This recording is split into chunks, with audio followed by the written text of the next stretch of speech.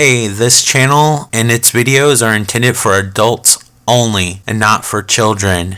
No kids allowed.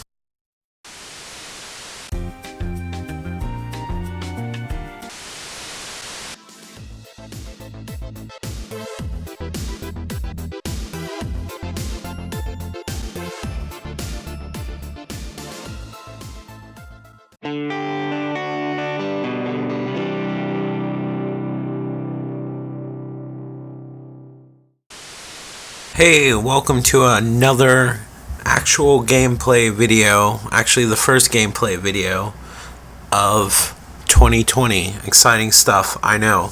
I apologize it's taken so long to do a recorded video, but there's just been a lot going on. I've just gotten over being sick. I still kind of feel like crap. But I guess that goes with the territory with having the plague. Actually recorded this 2 other times and I haven't been happy each time I recorded it. So hopefully third time's a charm. So one of my goals was starting the channel before selfishly recording gameplay footage, and I'm actually just talking about my life kind of in code where I can rewatch my own videos and kind of get like nostalgia out of them, or it's kind of like a video journal, assuming YouTube will be up. I mean, that's wishful thinking on its own. But another thing is to not introduce like games that I love that are popular, but also shine a spotlight on games that aren't necessarily popular that you might not play if someone might have not suggested it to you. I'm already off to a great start. See, I can't talk. I just got home from work and like I want to take a nap, but I was so frustrated with the quality of the last video, and the video quality was bad. I tried to make it more movie-like by taking out some frames, making it 24 frames per second, because this is a very cinematic game. You can't see it because probably I don't have the most top-of-the-line capture card, but it seems silly for me to invest money in a gaming channel when I make zero amount of money doing gameplay videos. Gameplay videos are just easier. Honestly, if I had it my way, I would just talk about life all the time, but I'm not always up to it, so sometimes it's easier to talk about games and then rewatch the videos and kind of know where I was at in life during that time. So today we are playing Terminator Resistance for the PlayStation 4 Pro. This actually came out a little bit earlier, I believe, on Steam in the States, and even earlier, I believe, at least on consoles overseas. Apparently, talking to the guy at GameStop, they had some shipping issues. I don't know. It's finally here. I think this game was originally developed to capitalize on Terminator Genesis, which looks like an actual cool movie. I'm looking forward to seeing it when it comes out on video. That's not me being sarcastic. You'll have to pardon me too. I don't have a lot of like inflection or anything in my tone. If my English is terrible, I'm sure it is. I don't know why I'm apologizing. I'm sorry my English is terrible. It's because my voice and everything is just raspy from being sick. So this is Terminator Resistance. I'm sure it'll be overlooked. You'll probably end up finding this game in bargain bins, and I don't think it's going to get the fair shake that it deserves. Now, this game does not do anything terribly well or original as far as gameplay mechanics go. The console version does run at 30 frames per second. It runs on Unreal Engine 3, but it looks like they didn't have a lot of money when they made this game, so it looks like they used like perhaps some toolkits or whatever, like maybe they purchased their assets. Like you'll see cars that are made out of complete metal grating where cars have different kind of surfaces and textures all over them if you actually rendered a car. But on the other hand, when you look at the endoskeletons in this game, they look amazing. So a lot of work got put where it mattered, and where that work got put in is the love. How should I word this? Where all the work in this game got put in was representing the Terminator series in the most affectionate way possible. So this is a typical first person shooter where you kind of have like a sandboxy map. I would say the closest thing I've played to this type of game is probably Homefront Revolution. I think this is a better game than Homefront Revolution mechanics wise. I don't think it's as pretty as Homefront Revolution, which ran on the Cry engine, which Crysis runs on. Crysis 1, 2, and believe it or not, 3. I believe it's Crytek, and then they changed it to the Cry engine anyway, or Crytek's the company, whatever. If you keep on seeing this Frogger looking mini game that I keep on playing, that's how you hack Skynet things. So you loot around and you grab resources which you can later sell to buy more ammunition. You also can use them to craft on crafting tables. There's little computers throughout the map that you can save your game on. You can do things like hack these turrets where the turrets will actually fight for you. It's a good way to be strategic. So there's more than one way to actually approach a mission, which is really cool for a game that feels fairly low budget, even though it's based on a AAA license. I think that this is really cool. This takes place before Terminator 1. Technically it takes place after Terminator 1, 2, and 3, because it's in the future war, but it focuses pretty much on the events before Terminator 1, and it's kind of cool how the Resistance finds the infiltrator units. Now this story has been portrayed before in video games such as Terminator Dawn of Fate, which was on the PS2 and original Xbox, and that game was kind of weird, and the only reason why you really wanted to play it was a Terminator game, but it was so bad when I go back and play it. I don't know why I got as far as I did, because it had like Resident Evil controls, but it was like this action game. It just didn't work. The character models are really weird looking. Not just because of the technology, just their designs of like well-established characters. Like they wore like uniforms that look like they were part of the Starfleet Academy. And this one is just really, they paid attention to the movies, and the sound effects are spot on. The music is amazing for a Terminator game. I can't tell you how many times I played a Terminator game and I was just looking for that Terminator theme. Not only does this have the Terminator theme, although all the themes are a little bit remixed, it's not from the original soundtrack, but you know, it's the future war. It's kind of like a different time. It's its own thing. So you'll hear familiar beats and tones and themes of the soundtrack of Terminator 1 and 2. There's nods that only people who have seen Terminator 1 and 2 will get.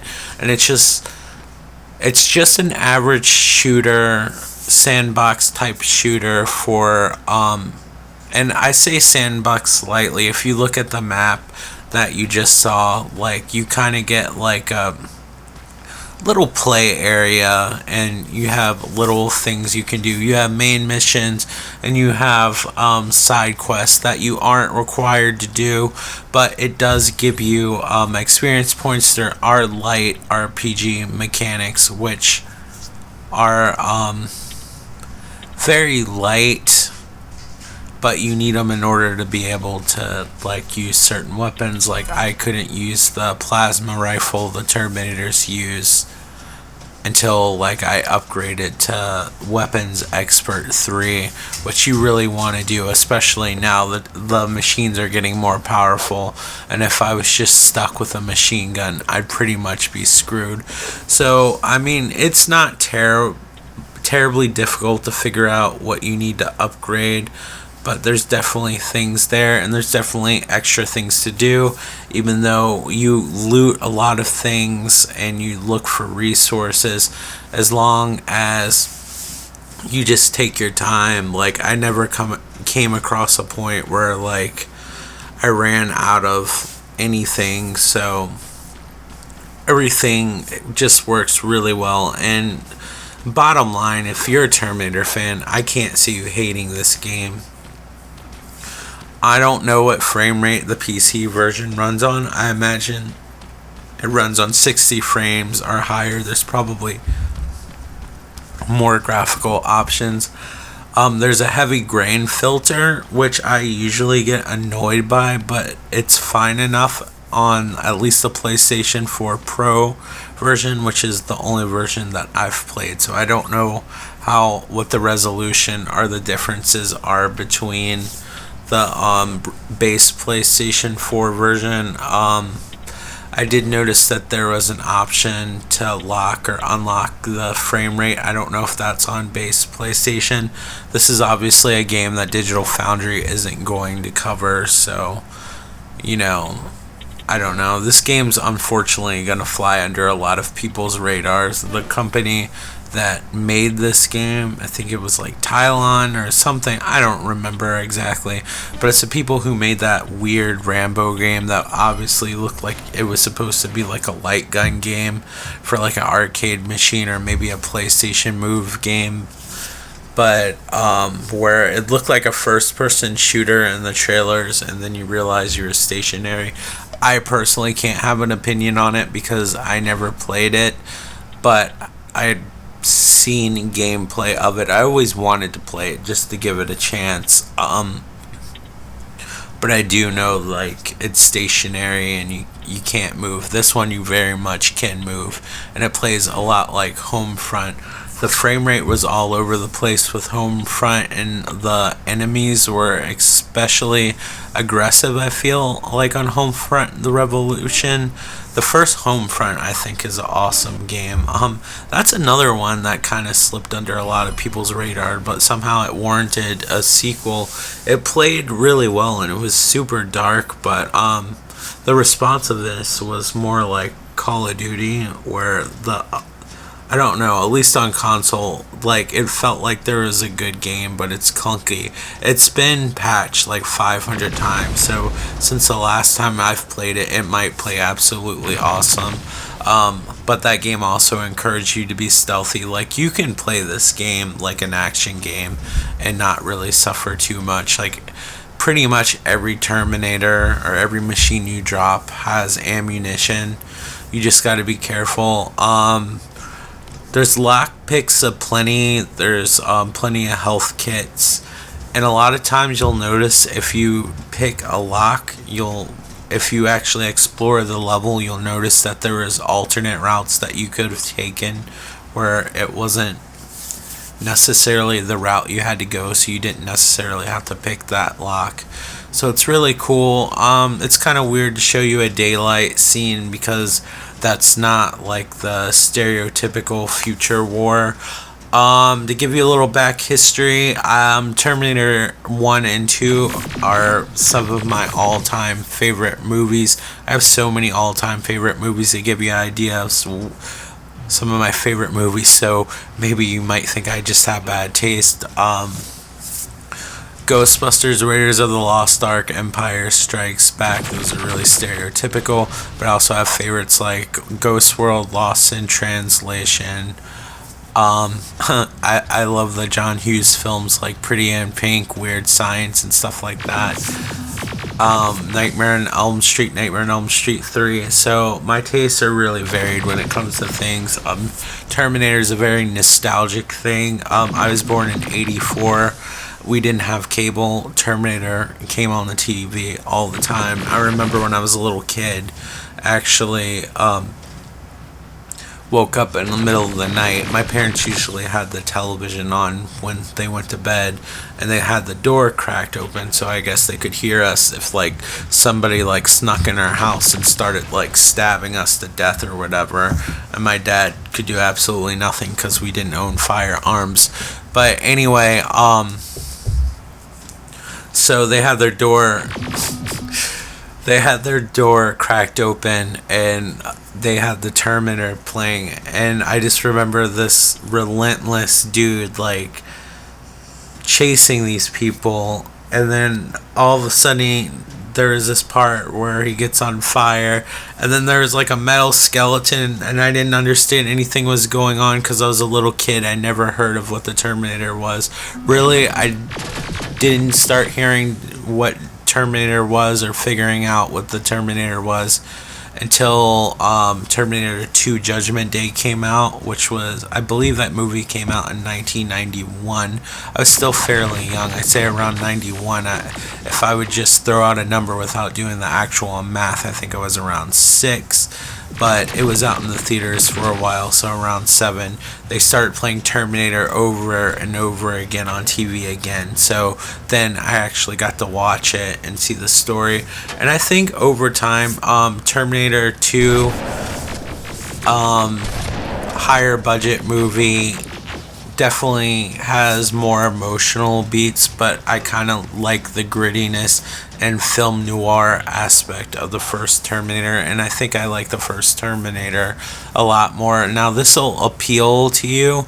I haven't finished this game of this recording, but I don't expect fighting against T-1000s and stuff like that, so this really appeals to people that really like the imagery of maybe the opening scenes of Terminator 2 and the flashback scenes that Kyle Reese had in the first movie.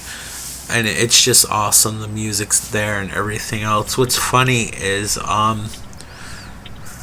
I hate saying I'm an older person, but I'm noticing people that are under the age of 30 don't care about Terminator or haven't seen Terminator, or they only know about the sequels, and maybe that's what turned them off. I personally don't mind the sequels, but maybe if you didn't have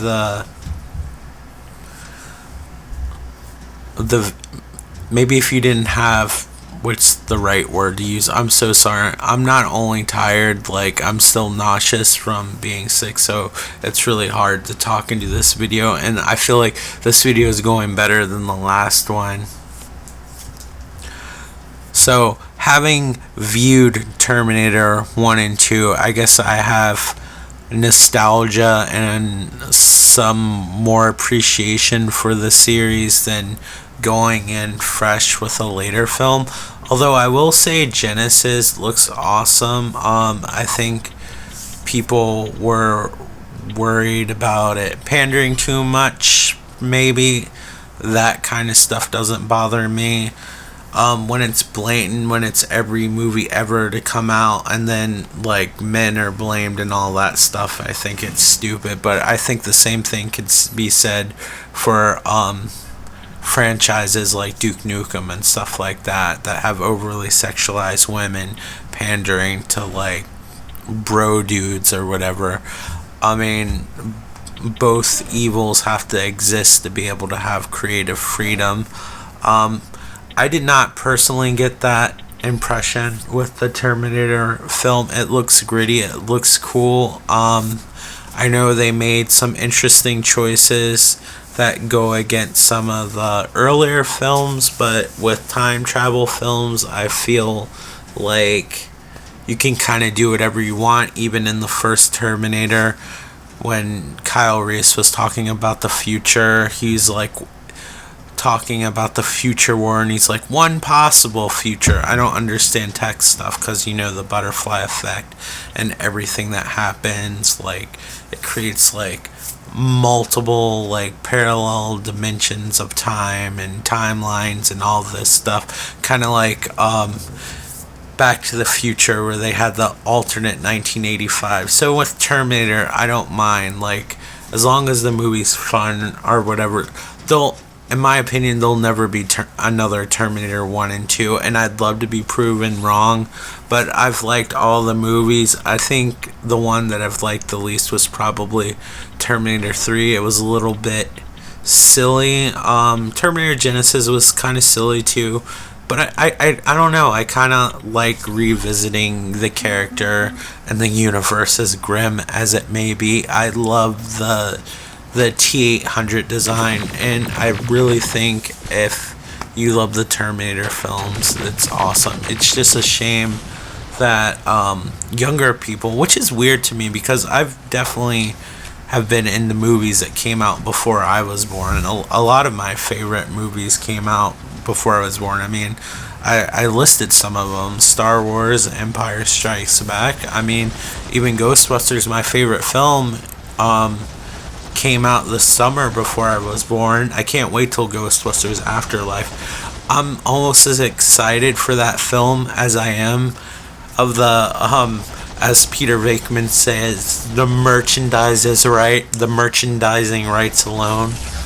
Like he says, will make us rich beyond our wildest dreams when they talk about ghostbusting. But I'm hoping that movie not only does well, because I'm looking forward to like an awesome Ghostbusters movie, but I'm also hoping that it leaves way to more Ghostbusters merchandise and movies and video games and all that stuff. We need a follow-up to Ghostbusters 2009, because the 2016 game was like Robotron 2084, but with like not constant action, which that game would have been awesome if that was the case. But anyway, hopefully Ghostbuster Afterlife will be awesome. And anybody that complains about people liking that movie but not liking to the Ghostbusters 2016, which is also called Answer the Call, needs to reevaluate themselves, because the main character of the new Ghostbusters film that's coming out is Egon Spengler's granddaughter, which is an awesome concept, and I really hope they go with it. The only discrepancy that I have is a really weird one, is what happened to the Ecto 1A and the Ecto 1B from the Ghostbusters video game? Is that no longer canon? And also, how are these kids going to control proton packs? And people might say, oh, well, why are they fighting ghosts to begin with? You have to use the suspension of disbelief. But the thing about it was, the thing that made Ghostbusters believable is that it led up to ghost busting. They got kicked out of the university. They had to go through starting their own business and all that. And that's what made everything else believable. So if they find a way to make that believable, that'll be awesome. But either way, the movie looks awesome, and I can't wait for it. And you should definitely play Terminator Resistance. I'll try to make videos more often, edited videos, hopefully not just video game stuff. But right now, I'm gonna sign off. I hope you're all doing fantastic, and you're all amazing, wonderful people, because you watched my video, not because you actually like donated to charity or whatever. It's strictly just because you made it to the end of the video. I've seen the analytics. Most of you don't make it past the title. So thank you so much for watching. I hope you're all doing well, and I will talk to you on the next video. Try out Terminator Resistance. Don't let it be forgotten. Alright, take care. Bye. If you want to, like, comment, and subscribe.